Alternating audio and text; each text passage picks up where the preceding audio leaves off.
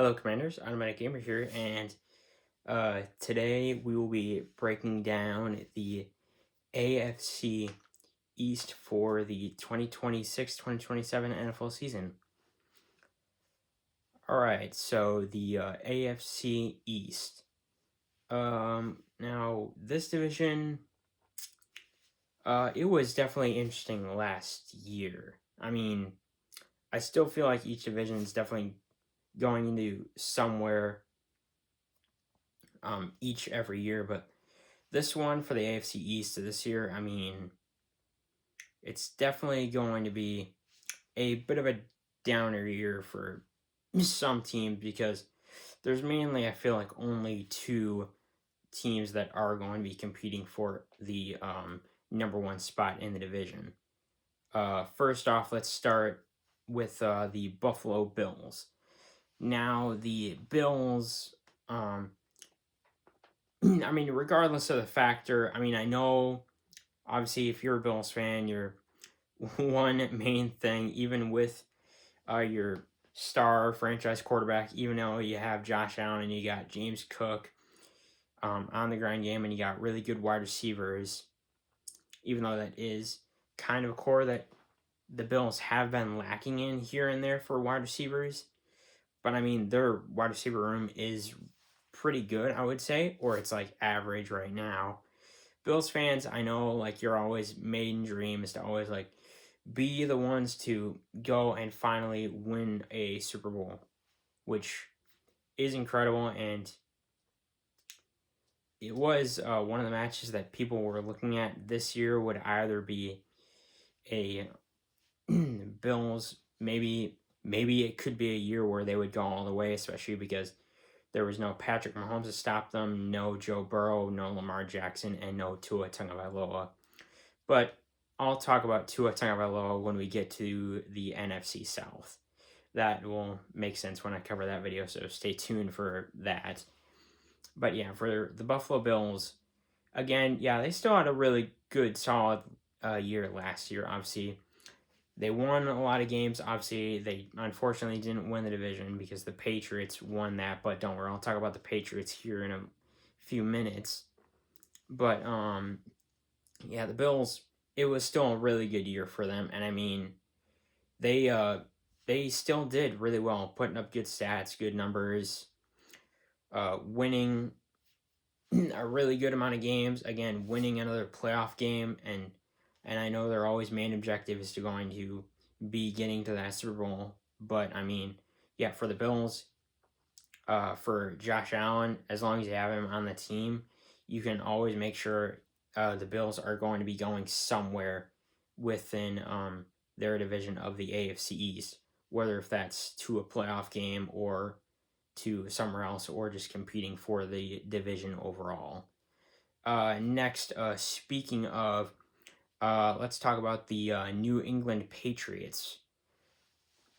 Now, for the Patriots, I mean, well, obviously, the Patriots won the division last year and then won playoff game after playoff game and then made it all the way to the AFC Championship game. Won that, unfortunately, and then made it to the Super Bowl, and then was proven all the way, was pinned down back to the bottom by the Seattle Seahawks, Legion of Boom, and proven that they were frauds the entire time, and especially their quarterback, Drake May. He's a fraud. We all know this. And yeah, the Patriots obviously won the division, so they're going to have a much harder schedule this season, which should be proven, make sense and should be much more realistic for them. They're the Patriots, and I know everyone's saying, including me, that they had a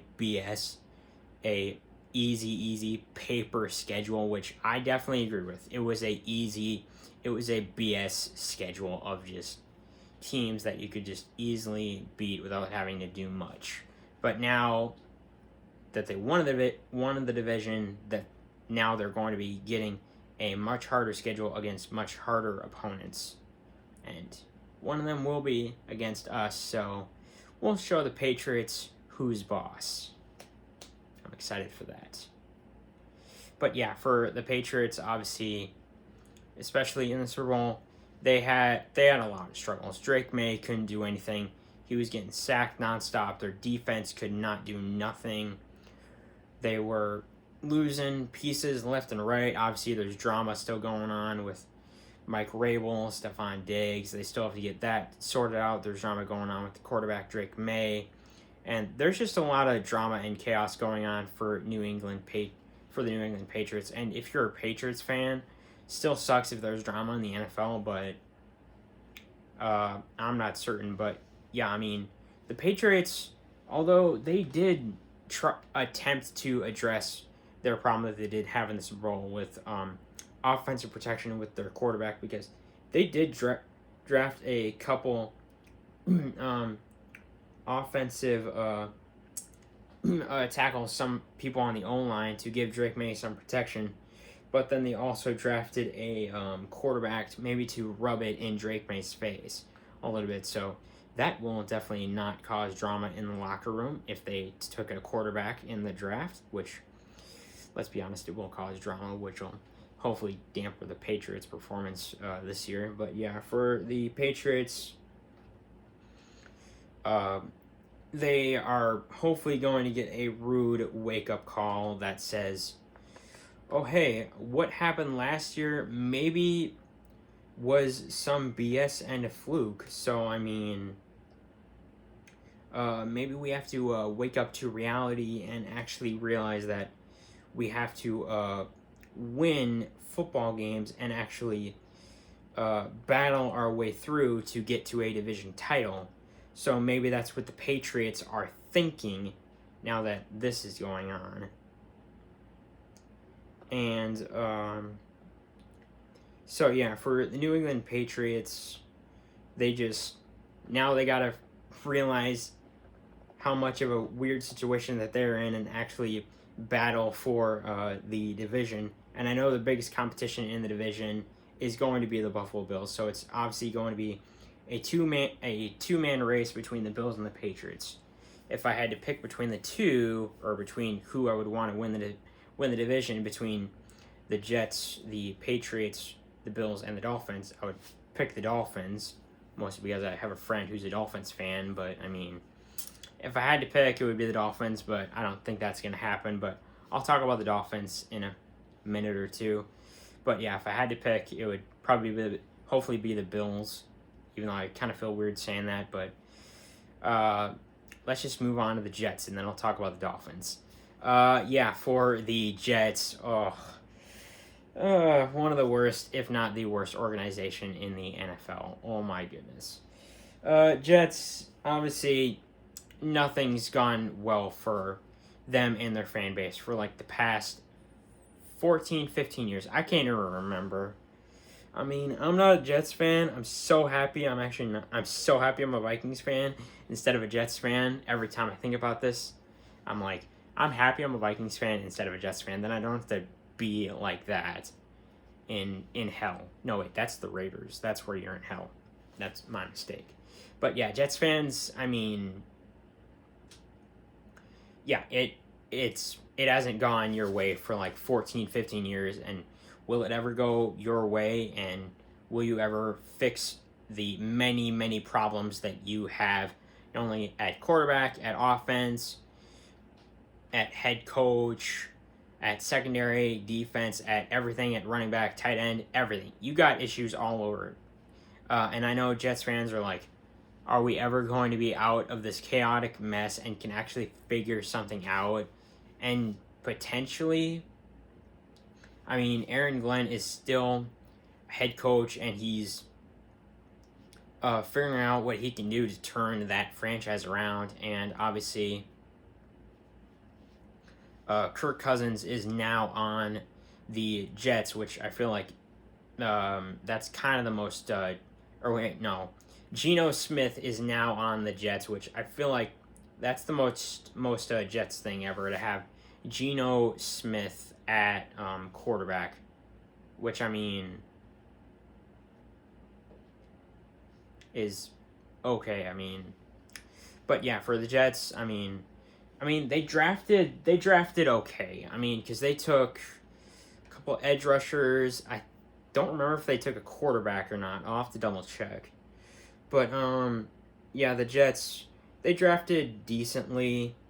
Yeah, because they took edge rusher, a tight end, wide receiver, a cornerback for the secondary, defensive tackle. Yes, they did take a quarterback. They did take an offensive guard and a safety, but I mean, is that going to be enough to fix their team? I do not believe so. Definitely not. Could it help them in the future? Yeah. Could it definitely help them win a couple games? Yes. Do I think they're going to win a few games? Probably not. If I had to guess, it would be like 1 or 2 games as the number one worst or the second worst team in the NFL. But yeah, for the Jets, I mean, who knows if you're ever going to get out of this chaotic mess you've been in for the past 15 or so years. I don't know. I still don't remember how long it's been. And finally, let's move on to the Miami Dolphins. Now for Dolphins fans, I mean, had a bit of a rough start, but I mean, that win streak that you went on last year was pretty cool, and I mean, all you had to do was beat the Steelers with Aaron Rodgers in like week 15, week 16, and I mean, everything kind of fell apart just after or during that game. They couldn't get anything going. Tua was playing kind of really weak football. Now he's gone because he's on the Falcons now. Mike McDaniel's gone. Obviously, now Malik Willis is at quarterback, and the new general manager they have is from the Packers, and now the Packers DC Jeff Hafley is the new Miami Dolphins head coach. So they've got a lot of Packers things transition to Miami, which definitely I feel like could help them out a lot. And well, potentially could they turn their franchise around into where they ended up last year, into hopefully trying to build themselves back up and hopefully be competitive in the division.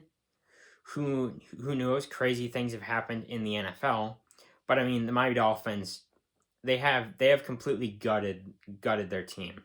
Not only, I mean, did they get rid of guys like Jalen Waddle and send him to the Denver Broncos, which I think when I saw that move for NFL News, when I was just reading that like a couple weeks ago, I'm like, the Dolphins got rid of Jalen Waddle and sent him to the Denver Broncos. I'm like, are you shooting me? That's insane.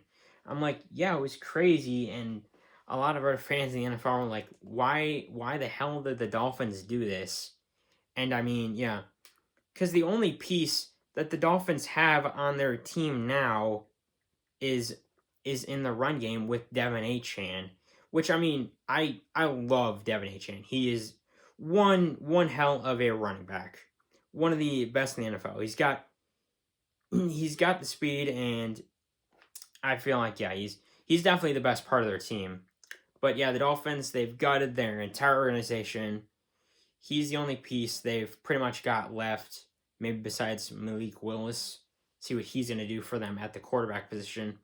But yeah, they drafted all new players to try to fix any problem that they have with some offensive tackles, some cornerbacks, linebacker, wide receiver, tight end, another wide receiver, linebacker, another linebacker, safety, wide receiver, tight end, offensive guard, and a edge rusher. And yeah, I mean, with all that, could that fix the Dolphins and finally get them out of this weird position that they're in to rebuild this team, or are they going to be gunning for the number one overall pick in the 2027 NFL draft? Only time will tell, but I won't be shocked if the Miami Dolphins say, hey, let's tank for the number one overall draft pick. That wouldn't surprise me, because I mean, Dolphins, they're just being like, here's to another rebuild, yay! Yeah, that can be fun, but also not really, because you just want to prove yourself kind of like straight away instead of just tank for the number one overall draft pick. Because I mean, it's definitely going to take the Dolphins a few years to pick themselves back up. Hopefully, just a year to pick themselves up from where they are now into where they're hopefully going to go in the future. And yeah, for me, if I had to, for my prediction on who's going to win the division, I would definitely have to say the Bills finishing first, the Patriots in second. I kind of hate saying that. Hopefully, I'm wrong about the Patriots and they finished third or last. And then we got the Dolphins in third and then the Jets in fourth. Let me know if you disagree or agree with any of this in the comments. Subscribe, and if you guys want to talk more football or anything else with me, join my Discord. The link will be in the description, and I will see you on the football field, Commanders.